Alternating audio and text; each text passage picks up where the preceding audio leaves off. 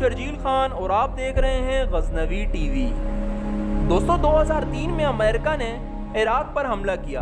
بہانہ یہ تھا کہ عراق کے پاس جوہری اور کیمیائی ہتھیار موجود ہیں، مگر امریکہ کو عراق سے ایسا کچھ بھی نہیں ملا۔ لیکن ایک دن امریکی فوج نے عراق کے التقطم ایئر بیس کے نزدیک صحرا میں ریت کے اندر دفنائے ہوئے طیاروں کے 2 ٹیل فنس دیکھے، جن کے اوپر سے ریت ہٹ چکی تھی۔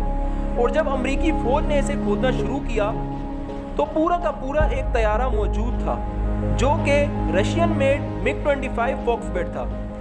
اس کھوج کے بعد امریکہ نے وہاں سرچ آپریشن کا آغاز شروع کر دیا، تو دیکھتے ہی دیکھتے اسی صحرا میں 30 سے زیادہ چھپے ہوئے طیارے برآمد کر ڈالے۔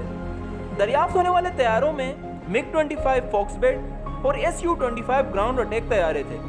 یہ طیارے اس قدر چھپائے گئے تھے کہ ان کے اوپر سے 10 سے 15 فٹ ریت تھی۔ دوستوں، برآمد ہونے والے طیاروں میں عجیب و غریب بات یہ تھی کہ یہ طیارے بنا ونگز کے تھے اور انہیں پلاسٹک شیٹ سے کور کیا ہوا تھا، کیونکہ طیاروں کے انجن، باڈی اور دیگر آلات کو خراب ہونے سے بچایا جا سکے۔ اس کھوج کے بعد یہ سوال ذہن میں واضح تھا کہ آخر کیوں عراقی فضائیہ نے ان طیاروں سے لڑنے کے بجائے انہیں چھپانا ضروری سمجھا۔ بالآخر حملہ کرنے والے امریکہ سے ان طیاروں کی مدد سے لڑا بھی تو جا سکتا تھا۔ دوستوں، اگر ہسٹری کو پڑھا جائے تو جواب ضرور مل جائے گا۔ 1979 میں جب صدام حسین پاور میں آئے تو تب عراقی فضائیہ نے بہت تیزی کے ساتھ ترقی کی، خاص طور پر تب جب عراقی فضائیہ نے فرانس اور روس کے جنگی طیاروں کو آرڈر دیا۔ اس کے بعد 1980 سے 1988 تک ایران اور عراق کی جنگ چھڑ گئی، یعنی 8 سال تک طویل جنگ چلتی رہی۔ اس طویل معرکے کے بعد بھی عراقی فضائیہ خطے کی سب سے طاقتور فضائیہ سمجھی جاتی تھی، اور کیوں نہ ہوتی، تب عراق کے پاس تقریباً 1000 سے زیادہ طیارے تھے، جن میں سے 600 تو لڑاکا طیارے تھے، اور ان 600 میں سے 300 F-14 ٹامکیٹ، جو کہ آج تک ایک خطرناک طیارہ تصور کیا جاتا ہے۔ اس کے علاوہ 200 روسی میڈ Su-25 تھے۔ اس طیارے کو آپ نے روس اور یوکرین کی جنگ میں ایکشن میں ضرور دیکھا ہوگا۔ اور 100 مگ 25 فوکس بیٹ تھے، یہ بھی اپنی مثال آپ ہے۔ کہنے کا مطلب یہ ہے کہ عراقی فضائیہ ہر لحاظ سے زبردست تھی۔ دوستو، عراقی فضائیہ کا زوال تب شروع ہوا جب پہلی گلف وار شروع ہوئی۔ پہلی گلف وار میں عراق ایک طرف تھا اور اس کے مقابلے میں سعودی عرب، کویت، امریکہ، UK، مصر اور فرانس تھے۔ اس جنگ میں عراق کا کافی جانی اور مالی نقصان ہوا۔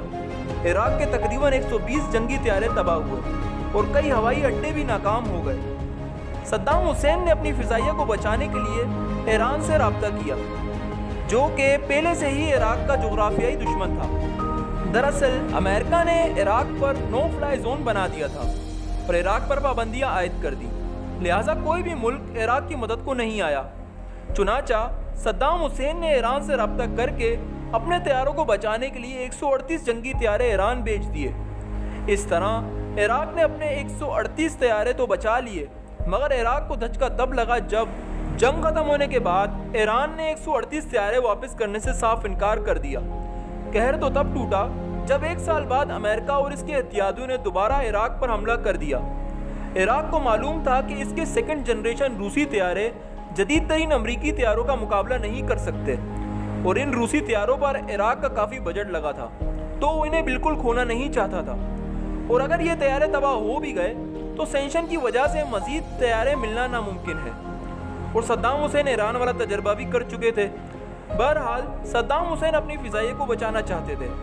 انہوں نے سوچا کہ ان بچے ہوئے طیاروں کو صحرا میں دفن کر دیا جائے، اور جب جنگ کا اختتام ہوگا تب ہم ایک نئی فضائیہ کھڑی کریں گے۔ تو اس طرح انہوں نے طیاروں کے ونگز اتار کر انہیں صحرا میں دفنا دیا۔